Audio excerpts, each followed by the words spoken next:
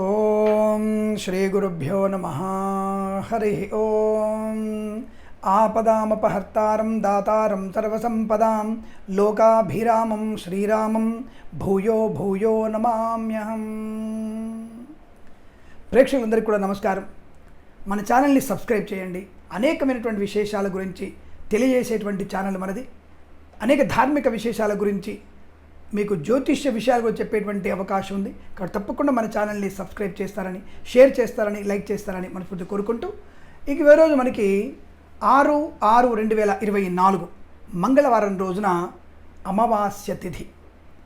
ఈ అమావాస్య తిథి రోజున చాలామంది అంటుంటారు, ఈ అమావాస్య అంటేనే ప్రతి మాసం వస్తుంది కదా, కొత్తగా చెప్పేది ఏముంటుందంటే ప్రతి అమావాస్యకు ఒక్కొక్క విశేషం ఉంటుందండి. ప్రతి క్యాలెండర్లో ఒకరోజు మారుతున్నప్పుడల్లా మనకి విశేషాలు ఎలా ఉంటాయో తప్పకుండా మనకు కూడా ప్రతి అమావాస్య అంటే ఇప్పుడు వచ్చేది మనకి వైశాఖ అమావాస్య, నెక్స్ట్ వచ్చేది లక్ష్మీదేవి మాసంగా చెప్తారు. ఇప్పుడు అమ్మవారు జ్యేష్ఠ నక్షత్రం రోజున అమ్మవారికి విశేష పూజలు ఉంటాయి. మనకి తిరుమలలోను అలాగే అరుణాచలంలో కూడా విశేషమైనటువంటి పూజలు ఉండేటువంటి అవకాశం ఉంటుంది. అటువంటి పూజలలో మనకి అక్కడ జరిగేటువంటి ఉత్సవాలు అనేకం. అందుకనే ప్రతి మాసంలోనూ ప్రతి తిథి రోజు కూడా మనకి ఒక ప్రత్యేకమైనటువంటి ఫలితాలు ఉంటాయి. ముఖ్యంగా ఈ 6/6/2024 మంగళవారం రోజున మనకు వచ్చేటువంటి అమావాస్య వైశాఖ మాసంలో అమావాస్య. ఈ రోజున మీరు ఎవరైనా సరే తప్పనిసరిగా ఆరోగ్య సంబంధమైన విషయాల గురించి బాధపడుతున్న వారు ఎవరైనా సరే తప్పకుండా మీరు గళ్ళుప్పు దొరుకుతుంది. గళ్ళుప్పుని నీళ్ళల్లో చన్నీళ్ళల్లో వేసి తప్పకుండా స్నానం ఆచరించండి.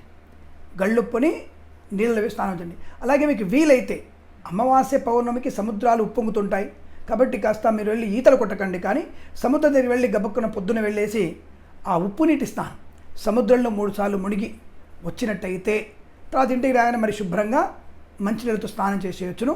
దానివల్ల కూడా మీకు సంపూర్ణ ఆరోగ్యాన్ని ప్రాప్తించుకోవచ్చు. ఇక ఈ అమావాస్య రోజున విశేషంగా మీకు ఎవరెవరికైతే వివాహ సంబంధ విషయంలో ఆలస్యం అవుతుందో, కుజగ్రహ దోషం ఉందన్నటువంటి భావనతో ఉన్నారో వీళ్ళందరూ కూడా సముద్రము దగ్గరగా ఉన్న వాళ్ళందరూ కూడానేమో సముద్రం దగ్గర వెళ్ళండి. ఎక్కడెక్కడ సముద్రం ఉంటుందో అక్కడెక్కడ వాళ్ళు మన వాళ్ళు ఇప్పుడు భువనేశ్వర్ కానివ్వండి, కలకత్తా కానివ్వండి, ఇంకెక్కడైనా సరే మనకి రామేశ్వరంలో అయినా సరే తెలుగు వాళ్ళు ఎక్కడెక్కడ ఉన్నారో వాళ్ళందరూ కూడా ఈ అమావాస్య రోజున కుజదోషంతో బాధపడుతున్నవారు, వివాహం ఆలస్యం అవుతున్నవారు తప్పనిసరిగా మీ రోజున 2 దానాలు చేయండి. 2 దానాలు. ఒకటి ఎర్ర వస్త్రంలో కందులు, ఒకటి తెల్లటి వస్త్రంలో గళ్ళుప్పు.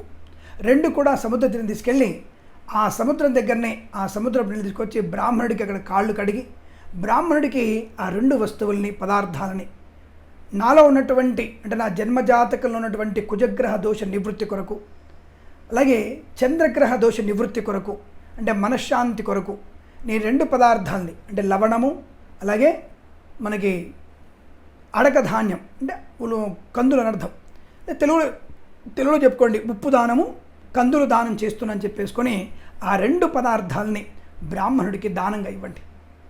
మరి ఒకవేళ స్వామి మేము సముద్రం దగ్గర లేవండి, మేము బెజవాడలో ఉన్నాం, మేము గుంటూరులో ఉన్నాం, లేదా మేము ఇక్కడ ఏలూరు దగ్గర ఎక్కడ ఉన్నాం, మాకు సముద్రం దగ్గర లేదు, లేదా మనకి భాగ్యనగరంలో ఉన్నాము, మరి తెలంగాణ ప్రాంతంలో అసలు సముద్రమే లేదుగా, మరి మేము ఎక్కడ దానం చేసుకోవాలి అంటే ఇంటి దగ్గరే మీరు తప్పకుండా ఇంటి దగ్గరే ఒక రావి చెట్టు కింద కానీ లేదా వేప చెట్టు కింద కానీ లేదా అరటి చెట్టు కింద కానీ, ఇంట్లో ఉంటేనేమో అరటి చెట్టు లేదంటే వేప చెట్టుకు ఉంటుంది, మనకి ఇంటి బయటకు ఉంటుంది.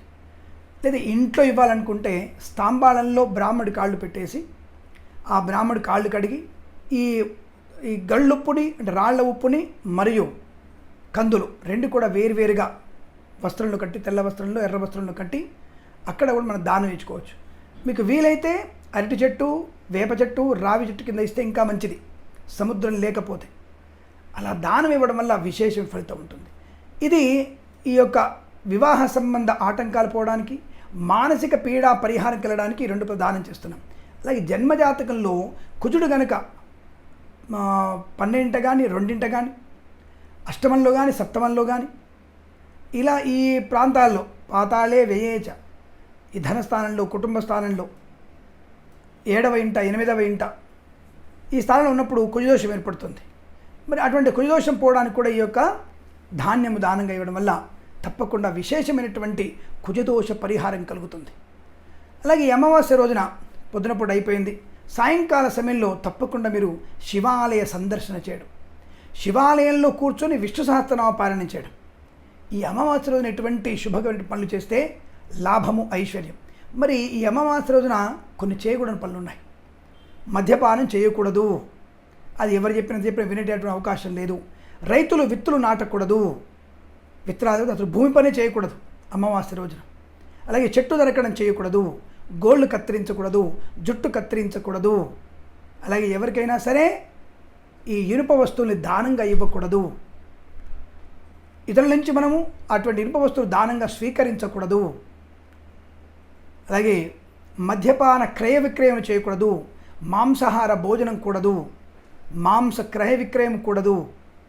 అలాగే శారీరకమైనటువంటి సుఖాన్ని పొందుకోకూడదు.